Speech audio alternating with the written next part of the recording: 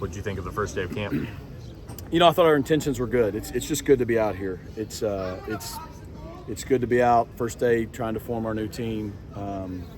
Helmets. But intentions were good. You could tell we're in great shape. We didn't have guys falling out and cramping up, but at the same time, we're not in football shape. You could tell we went 14 periods, somewhere around period 8 or 9, 10, kind of coming out of our break. You could just tell guys were trying to fight through it, but they were sluggish, and that's normal. That's what the first 3 or 4 days and week of camp's normally like. So we got to play our way into football shape. We were sloppy in some things. We had too many offsides, too many false starts.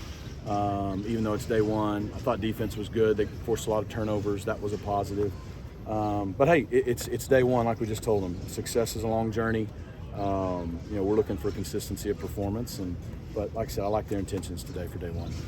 What's it like starting a little early with that week 0 game, getting out here about a week early? Yeah, it's weird. Being in a week left in July and we're practicing. Normally it's the last day of July or the first day of August, and normally I don't have to come straight from THSCA and we're at team meeting that night. But, we'll see. I mean, I know this. We don't have to sit around waiting. It's here. We're getting to start building our team. And, one thing that's kind of unique is we're going to get an extra week out of it before school starts.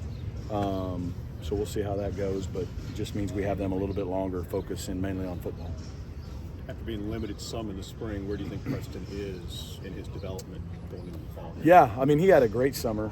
You could tell he was healthy all through the summer, and I think he got stronger in the weight room. I think Coach Grizz would tell you and his teammates would tell you he had a really good summer.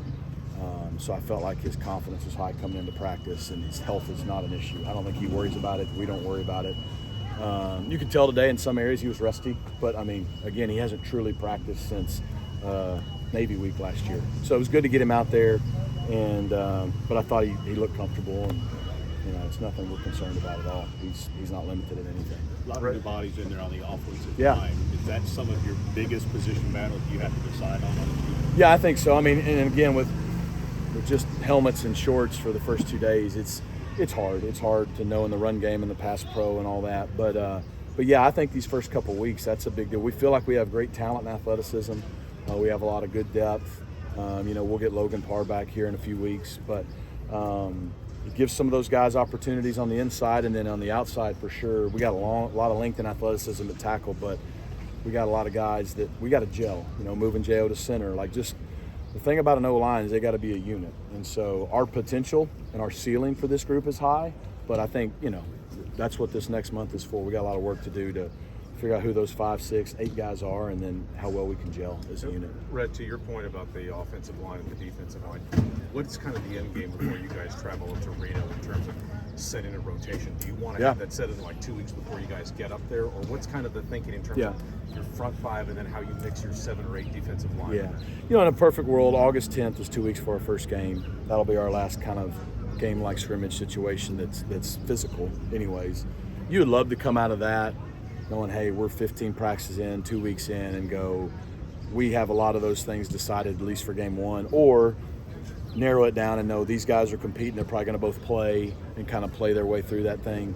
At the same time, if guys, we proved it last year, we played a lot of guys on both sides of the ball. If guys earn the right to play, we'll play a lot of guys. We're going to need to play a lot of guys this year. So we'd love to know. 2 weeks out is a good number, but if we don't know till a week out, that's fine. And I bet at some positions we go in the game saying, hey, we're going to play them both, and it may take 1 game, 2 games, 3 games to kind of settle itself, and that's okay. But yeah, particularly to the question before too, I mean, O-line on offense and corner on defense are the areas that we need to let it shake out pretty quick. The game is so situational now, even with your defensive front. To what extent has that shifted over the last couple of years in terms of just what your fronts will look like on a 3rd and 6 or a 3rd and 2 or something like that? Yeah, I think Scott would probably tell you. I mean, 3rd and 6 or less, most DCs, they're going to stay fairly basic. It's when people play a lot of man. They're not going to get too exotic because, especially in this day and age where we all go for it on 4th down a lot. I mean, you're susceptible to getting gutted on a run or whatever. But 3rd and 7 plus is when a lot of times you'll see sub packages come in, and that's when a lot of the exotic looks happen. And so with guys like Elijah Roberts and Isaiah Smith and Cam Robertson, and now we got Jafari Harvey, and now we got Omari and Billy here too. We'll have some flexibility to also move some of those guys inside. and get creative. The wide receiver room, Preston called it the best in the conference. Yeah.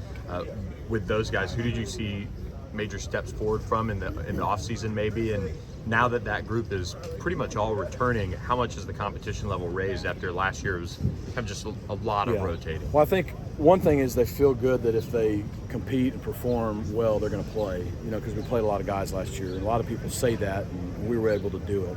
At the same time, if someone goes out and proves they're head and shoulders above, they'll play a little bit more, And I think the thing that's probably different this year, if you look at our top 6 guys, 5 of those 6 are seniors. This is it. They don't have another year. And, it's just human nature. Last year, there probably wasn't that same urgency. Now it's like, this is it. This is my last chance to play college football. Yes, we're going to the ACC, but those guys all have aspirations, and I think all have ability to potentially play at the next level. So there's a different level of urgency. So I think there's great competition. I know why Preston said it. He believes in his guys, and we have the potential to be. We had a good unit last year. I'll stop short of saying great. We dropped too many balls, particularly, our bowl game's a great example, and some contested plays. We made a lot of great plays, too. We have a lot of guys that have played a lot of snaps. I think of the top 6, Jordan, who's the youngest, has played 600 and something snaps. I think the next lowest is 800. So of those 5 seniors, they've all played between 800 and 1,500 snaps in their career. They've got the talent. It's can they execute? Can they make contested catches? Can they have that consistency of performance? If they can, I do think we have the best unit in the league.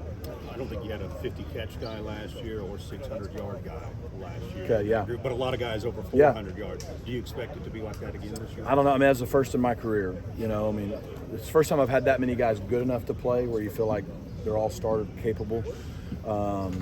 We didn't, we just kind of spread it around, let it happen. To not have a guy with 50 catches or over 600 yards is unusual for us.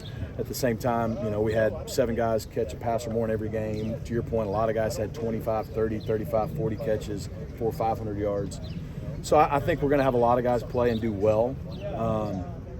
So I don't know. We did win a championship, but it would shock me if somebody doesn't crack 50 and get close to 1,000, just the nature of how we play. That probably, and I do think, again, I think if those guys who I think we're good, if they raise their level and closer to great, I think you'll have a lot more guys finishing plays and making more catches. Speaking of urgency in ACC, do you feel that out here, that these guys understand that this season is going to be different than previous ones for them? In a good way. I don't feel like there's like this cloud hanging over us and it's like, oh man. A lot of these guys have confidence. They have confidence from what we accomplished last year. You accomplished confidence. We did that.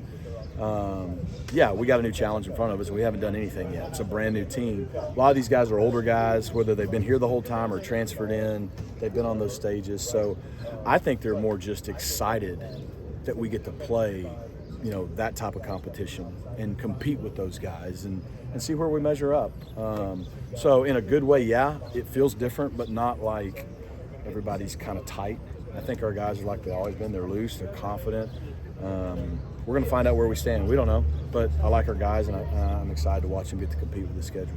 Does it help? You have a handful of Miami guys that have played in the ACC. You, other coaches have coached in the ACC. Bunch of other power conference guys. Does that help going into it, that whether it's this conference or other conferences similar, that there is that familiarity? I don't think there's any question.